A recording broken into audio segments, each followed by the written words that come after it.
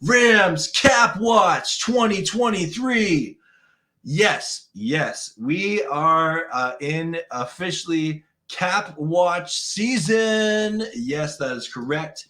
I'm going to read an article here, ever so briefly here. So this is from the Rams Wire, Cameron DeSilva, friend of the show. And he says, in this, Rams have 1 month to get under the cap. 2 moves that can get them there. So it doesn't take an expert to understand the Los Angeles Rams aren't in the best shape salary cap wise. No doubt. They currently are 14.1 million over the salary cap, which is set to be at 224.8 million for the 2023 season. It's not an issue that they're over the limit right now because the new league year doesn't start for another month. On March 15th, however, they have to be under the cap per league rules. They're also not the only team with more than 224.8 million allocated to players at the moment. There are 13 other teams that are over the cap as well, or 2. With 1 month until the deadline, the Rams need to make some moves to clear up some space. Whether that's releasing players or restructuring their contracts, there are multiple avenues to freeing up money.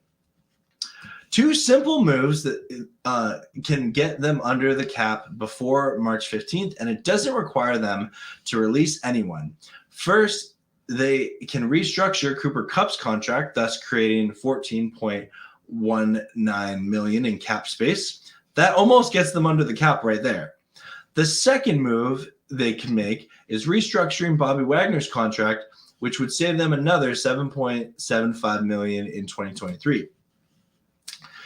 After those moves, the Rams would have 7.82 million in cap space according to Over the Cap. It would make sense for them to tweak those 2 contracts because it's highly unlikely the Rams want to move off from either player anytime soon. If they restructure Aaron Donald's deal, it'll cause some pain in 2024 in the event that he retires. A restructure of Matthew Stafford's contract would only save just over $250,000 in 2023. So his deal isn't worth touching. Leonard Floyd could conceivably be a cap casualty, and there are rumors swirling around about the possibility of dealing Jalen Ramsey. And if any of you watched Rams Wednesday last week, you saw I was not. I don't think the Rams will trade or release Jalen Ramsey. Kupp should be on the team for at least the next 2 years, and the same goes for Wagner. It's better to restructure the contract of players who are expected to be on the roster in the coming years than one who can be cut in the near future. So thank you, Cameron DeSilva, for that great article here. And yeah, so looking at I start off with that article to say that it's always fun when at this time of the year when you see like the teams that are crazy over the cap, and it just seems like it's this daunting task to get under the cap, but somehow they do it. And I'll share this here because I always find this fun. This is overthecap.com, and I love looking at what other teams are doing here. So the Bears, it looks like as of right now, have the most cap space, over $94 million. So I have no doubt the Bears will be spending money this offseason. The Falcons, who used to be in cap trouble, it looks like they're in a much better position this year, and same with the Giants as well. But if you go down here, you'll see these are all these teams with red in the bracket. They're the teams that are over the cap right now. And if we go down to the Rams, so it's just over 14 million. The Buccaneers, they got some work to do.